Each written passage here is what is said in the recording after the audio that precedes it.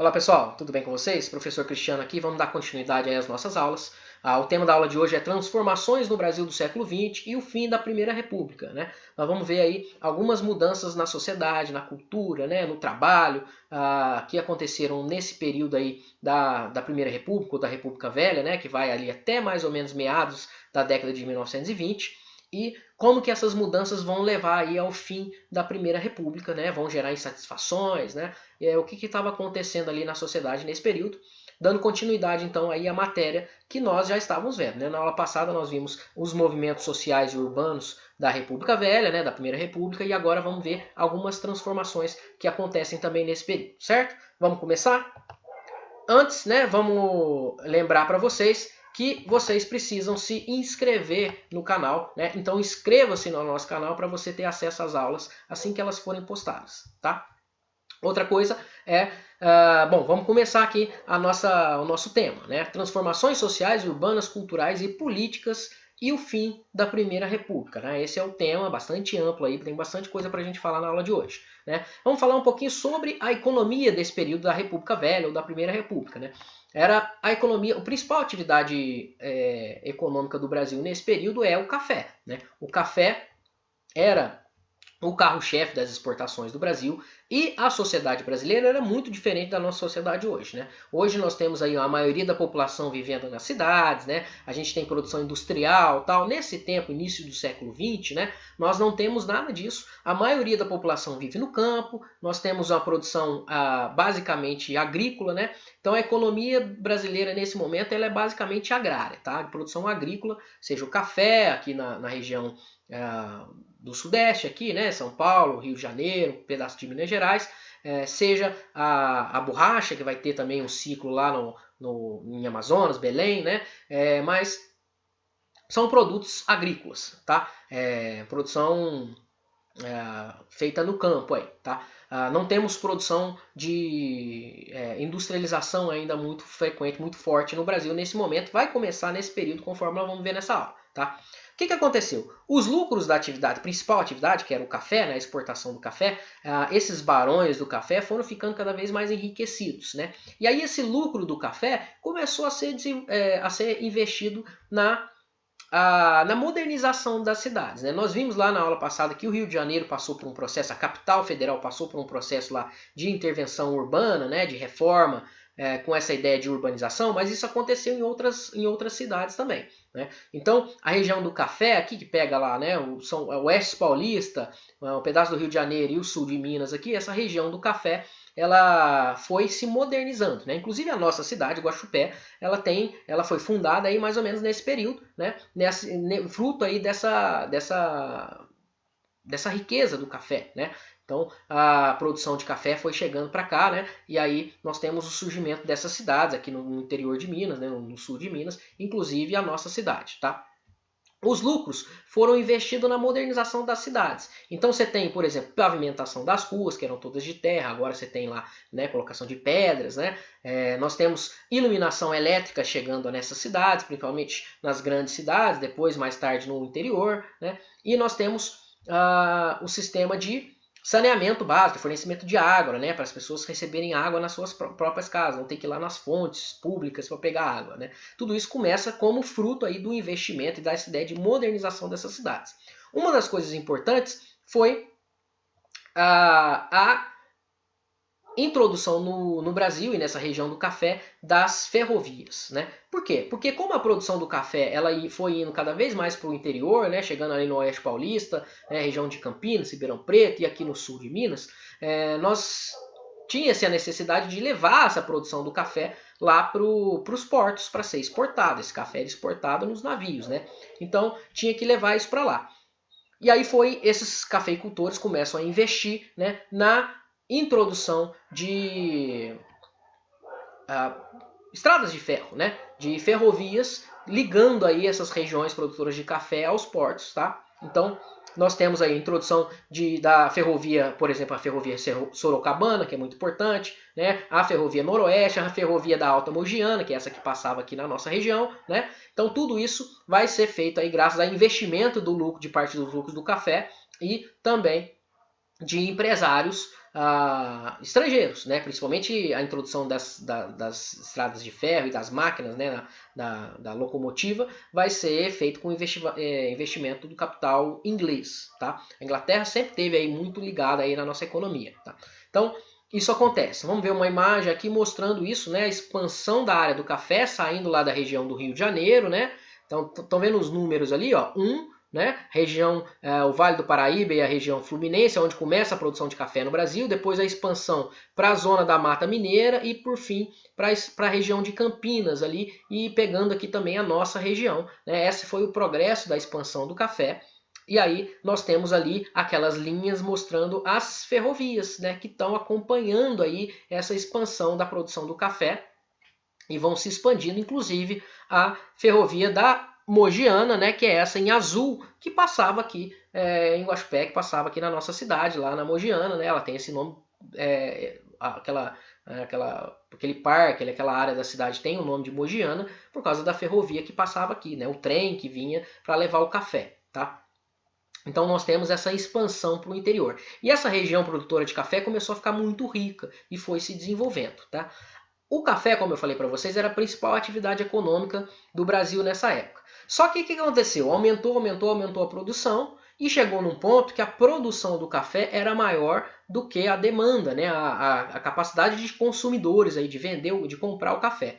E aí começou a acontecer o seguinte: nós tivemos uma crise de superprodução, né? Ou seja, produzia-se mais do que era a capacidade de vender.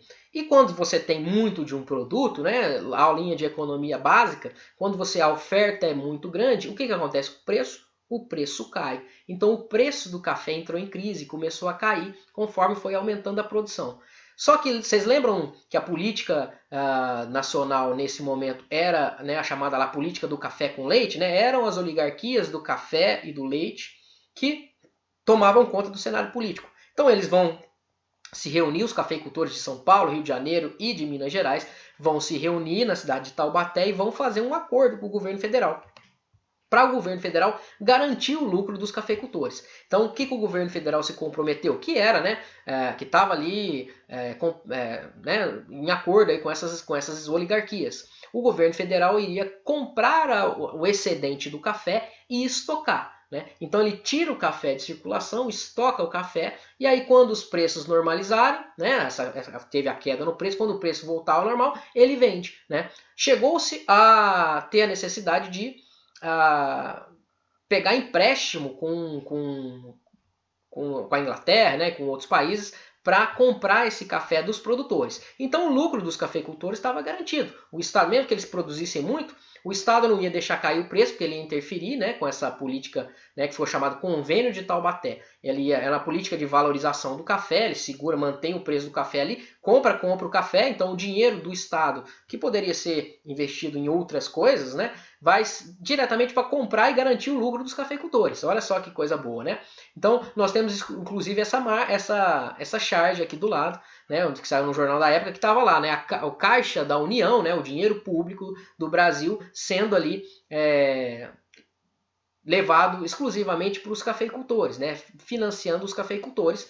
E os outros grupos, né, que não eram os grandes cafeicultores, claro que eles vão ficar muito chateados com essa política. Curiosidade, né, nessa política de valorização do café, chegou um tempo que o Estado tinha tanto café em estoque que ele botou fogo. Vamos queimar isso aí para diminuir o estoque de café, né, para ter menos oferta de café. E se tem menos oferta de café, o preço volta ao normal. Né? Chegaram a queimar o café para não perder, para não cair o preço, tá bom? Outra coisa que vai acontecer. O café, então, o lucro dos cafeicultores estava ali garantindo, né? Só que o mundo estava passando por mudanças. E uma das coisas importantes que vai acontecer é a Primeira Guerra Mundial. A Primeira Guerra Mundial, nós vamos estudar ainda lá na frente. A Primeira Guerra Mundial acontece entre 1914 e 1918. A Europa entra em guerra e aí o Brasil, vocês lembram que era basicamente agrícola, né? Como é que o Brasil vai? Tudo que o Brasil precisava, né, era importado. Ele comprava de fora, principalmente da Europa. Só que os caras estão em guerra lá. Não tá fácil comprar. Os caras estão batalhando, né? Então a produção industrial para, não tem produção, não tem como exportar e o Brasil não tem como receber esses produtos. E aí o Brasil, então, a partir da Primeira Guerra Mundial, adota uma política de substituição das importações, né? Então, coisas que eram importadas vão passar a ser produzidas aqui. O Estado vai incentivar a instalação de fábricas no país para produzir esses produtos. Nada muito grande ainda, mas produtos como roupas, alimentos, calçados, material de construção, né, móveis, essas coisas, vai ser essa primeira fase da industrialização. E aí começa essa industrialização no Brasil, então os grandes cafeicultores, os grandes empresários do Brasil vão investir dinheiro aí nisso, né, na produção de indústrias, né, na instalação de indústrias para produzir esses bens. São Paulo vai se tornar então o grande centro industrial do país, né? Só em São Paulo tinha aproximadamente 30% das indústrias do país todos, e no Rio de Janeiro tinha outros 20%, então só as duas cidades já tinham 50% da produção industrial. No Sul também tinha bastante coisa, né? No Rio Grande do Sul tinha aproximadamente 11% da produção das indústrias. Então começa essas indústrias no Brasil, principalmente no setor de tecido, têxtil, né? De alimentos, de algodão e de bebidas e de roupas, tá? Essa produção que vai ser feita no Brasil nessa primeira etapa da industrialização, ainda muito pequena no Brasil, tá? E aí as pessoas vão começar a abandonar o campo, né? Cerca de 70% da população brasileira vivia no campo nesse momento. As cidades não tinham essa concentração de pessoas ainda. As pessoas começam a abandonar o campo e ir para as cidades em busca de emprego, por exemplo, nessas indústrias, né? E aí as cidades começam a crescer e começam a formar um operariado urbano, né? Os trabalhadores das indústrias que vivem nas cidades começam a aparecer aí nesse momento, certo? Então, voltando aqui, temos imagem lá dessas primeiras indústrias, né? E dos operários ali. E o que vai acontecer? Quando esses operários chegavam nas cidades, né? Essas cidades começam a crescer. Né? Então, os operários viviam em condições péssimas nas cidades, né? Vão se instalar nos cortiços. Lembra lá dos cortiços do Rio de Janeiro? Vai acontecer em São Paulo, isso é a mesma coisa. Né? Então não tinha lugar adequado para morar. Vai ter o aumento aí dessa ideia do saneamento, aliás, a falta do saneamento básico. Esses caras não tinham, né, água, não tinha esgoto na casa deles. Transmissão de doenças, todos aqueles problemas que nós vimos na aula passada começam a acontecer nas cidades desses locais que vão se nas grandes cidades, né? Principalmente São Paulo ali. E aí, a condição do trabalho nas fábricas, né? Esses caras que vinham do campo para as indústrias, muitas vezes também não chegavam, não era ideal, não era o que eles estavam esperando. Né? Trabalhava-se mais ou menos 15 horas na jornada de trabalho diária, né, por dia nas fábricas, não tinha ventilação nas fábricas, né, não tinha às vezes banheiro, não tinha higiene adequada, não tinha descanso, porque não tinha legislação trabalhista no Brasil, então não tinham leis, não tinha o salário mínimo, não tinha férias, não tinha licença maternidade, não tinha nada disso, tá? Os caras iam, trabalhavam, ganhavam mal, e aí eles começam a se organizar, né? Outra coisa que era muito comum eram os acidentes de trabalho, né? Eram os constantes, e tinha inclusive o emprego de crianças, né? Nas indústrias. Assim como vocês já estudaram lá na Revolução Industrial da Inglaterra, acontecia a mesma coisa aqui no Brasil, tá? E aí os trabalhadores começam a se organizar. Lembram-se que depois da escravidão começou a incentivar a vinda de imigrantes para o Brasil, imigrantes europeus, né? Eles excluíram lá os ex-escravos, né? Os negros então estavam excluídos da nossa sociedade, não são absorvidos por essa indústria que está nascendo, nem pelos empregos, e aí são os italianos, né, e os europeus que vinham para o Brasil que começam a ocupar esses cargos, seja na área rural quanto também nas indústrias. E aí nós temos um problema sério, que esses caras começam a falar lá entre eles, né, conversar, e eles traziam os livros, traziam as ideologias lá da Europa, e aí os industriais que exploravam a mão de obra estão encrencados porque as ideias das ideologias lá marxistas, né, aquelas ideias da luta do trabalhador, tudo que já tinha acontecido lá na Inglaterra, eles trazem para o Brasil e aí começa a se organizar os trabalhadores, né? Até que em 1917 nós temos a primeira greve geral do Brasil, a primeira greve que atingiu grande parte aí das indústrias brasileiras, que aconteceu o seguinte, eles estavam lutando, essa greve começa ali com uma reivindicação das mulheres, né, porque as mulheres muitas vezes eram assediadas ainda no trabalho, né, sexualmente assediadas pelos patrões no trabalho, e aí elas começam a lutar por direitos de trabalho ali. Os estrangeiros, né, os imigrantes começam então junto com elas, né, engrossar o caldo aí dessas greves e numa manifestação, é claro que a polícia ia em cima dos grevistas, morre um desses italianos lá, desses estrangeiros, e aí a partir desse movimento a greve se espalha e atinge aí São Paulo, né, Rio de Janeiro, grande parte do Brasil, dessa produção industrial do Brasil, inclusive aqui a nossa região, né, a gente teve indústrias aqui em Poços de Caldas que fizeram parte dessa greve aí, de 1917, e os grevistas pediam então, né, condições melhores de trabalho, aumentar o salário, 20% do salário, né, ter jornada de trabalho definida, de 8 horas, né, ter direito lá a se associar aos sindicatos que estavam surgindo, né? Então a gente tem esse movimento. Eles pediam também a liberdade dos grevistas que já tinham sido presos e a questão da moradia, né? Então muitos estrangeiros vinham para cá, então começa a surgir, eles pediam lá a instalação de vilas operárias, né? Onde essas pessoas próximo das fábricas, onde eles podiam se instalar e viver ali, né?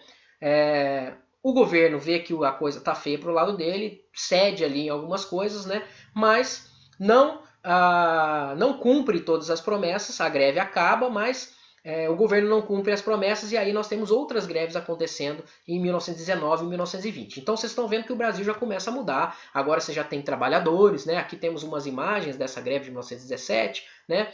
Da notícia do jornal e lá as vilas operárias, né? Que começam a surgir aí, né? Em razão dessa greve, tá? Então nós temos aí uma mudança no Brasil, a gente já tem outras camadas, né? Antes eram as elites lá do café com leite que mandavam, agora já tem o setor industrial, você já tem os trabalhadores, o operariado, e esses caras não participam da política, né? Tudo isso vai dar problema lá na frente.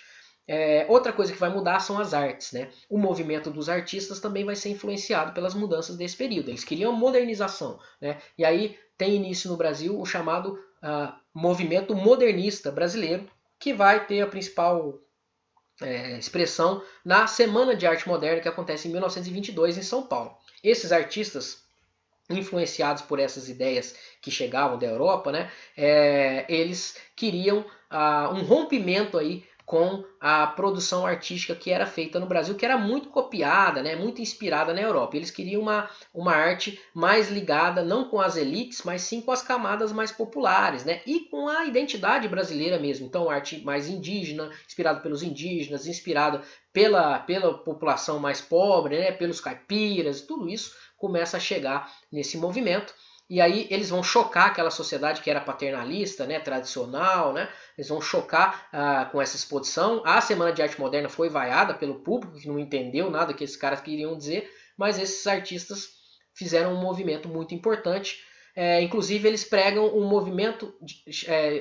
eles fizeram um movimento chamado de movimento antropofágico, né? A antropofagia é o canibalismo, né? Algumas tribos indígenas brasileiras devoravam lá os seus inimigos para adquirir a força, né, a coragem desses caras. Eles vão se inspirar nisso e vão falar que as artes brasileiras tinha que ser antropofágica também, que ela tinha que devorar as influências europeias, mas gerar uma arte brasileira, uma arte nacional. Então essa ideia da arte, da valorização da arte nacional e das características brasileiras surge aí nesse momento, tá? Dentre esses artistas do modernismo brasileiro, nós temos alguns deles aí mais importantes, como o Mário de Andrade, né, o Menoque Del Picchia, o Oswald de Andrade, o Heitor Villa-Lobos, né, o músico Villa-Lobos, e alguns artistas plásticos como o Di Cavalcanti, a Anita Malafatti, a Tarsila do Amaral e o Vitor Becheré. E aí temos algumas obras deles aqui, né? Lá em cima o Movimento das Bandeiras, né? Aquele movimento lá em São Paulo, aquela escultura que tem lá, né? Quem conhece São Paulo já deve ter passado, já pode ter passado, já ter visto isso aí, enorme lá, homenageando os bandeirantes, que é do Vitor Becheré. E aqui embaixo nós temos pinturas como da Tarsila do Amaral, como o Bapuru, né? Ou os trabalhadores, já refletindo aí essa sociedade que estava mudando, né? As indústrias, né? Os trabalhadores ali de todas as cores e com todas as feições, né? E o último quadro ali é o quadro da Anita Malafatti, mostrando ali o retrato de Mário de Andrade. Tá? Então são alguns exemplos como a arte também mudou nesse período. Por fim, os militares também estavam insatisfeitos, principalmente um setor dos militares que eram os tenentes, né? Então começa um movimento no Brasil que vai ser chamado de tenentismo, liderado por esses oficiais militares que estavam descontentes aí com a política, né? Com as eleições que tinham fraudes eleitorais, né? Então eles pediam aí um movimento para melhorar, né? A situação política do país, né? Então eles queriam a moralização da política, o fim das fraudes eleitorais, né? A moralização da administração pública, né? Queriam um voto secreto também para acabar com essa manipulação do voto lá, com o voto de cabresto, né? Que nós já vimos nas aulas anteriores. Então, esse movimento, ele ganha simpatia aí desses setores aí, dos setores industrial, que estava surgindo, das classes médias urbanas, né, dos trabalhadores, né. Então, esse movimento começa a ter apoio da população e eles vão fazer, então, tentativas de acabar com essa política da República Velha, da Primeira República, né? E a primeira dessas manifestações, dessa revolta, vai ser a revolta do Forte de Copacabana, né? Quando um grupo ali de oficiais do Exército, liderado por esses tenentistas aí, tentam lá impedir, eles tinham apoiado um candidato que perdeu a eleição, né? Porque a eleição tinha sido fraudada lá pelo voto de cabresto, por aquelas estruturas todas que a gente já tinha falado nas aulas anteriores, e aí eles vão fazer esse primeiro movimento aí de tentar enfrentar os grandes coronéis e as oligarquias do café e com leite que dominavam a política dessa época. Tá?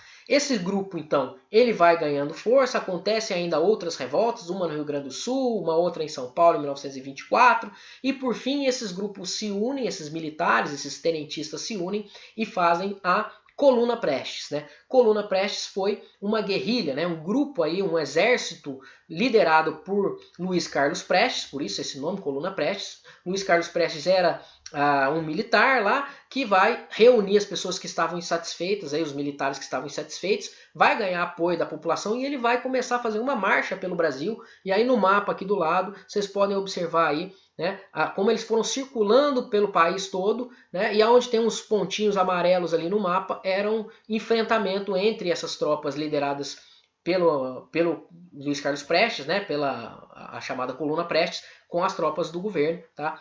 Esse movimento aí foi um movimento de contestação aí da sociedade, da política daquele momento. Né? Então vocês podem perceber, né, que a coisa estava ficando feia ali para as oligarquias, né? Tinham grupos, começaram a surgir grupos insatisfeitos, sejam grupos artistas, né? Sejam os trabalhadores, sejam os industriais, setores que estavam insatisfeitos com esse controle da política pela oligarquia cafeeira, né? Aquela ideia do café com leite, e vão começar a lutar contra isso.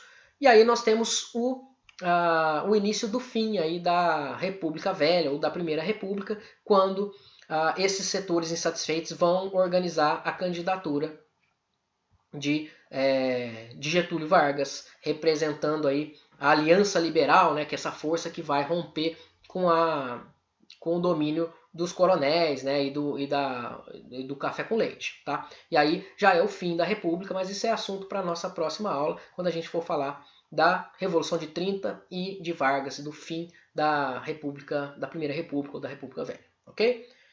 Façam as atividades do PET, tá? E aí semana que vem a gente volta com mais aulas. Um abraço para todos e assinem o canal, tá bom? Até mais.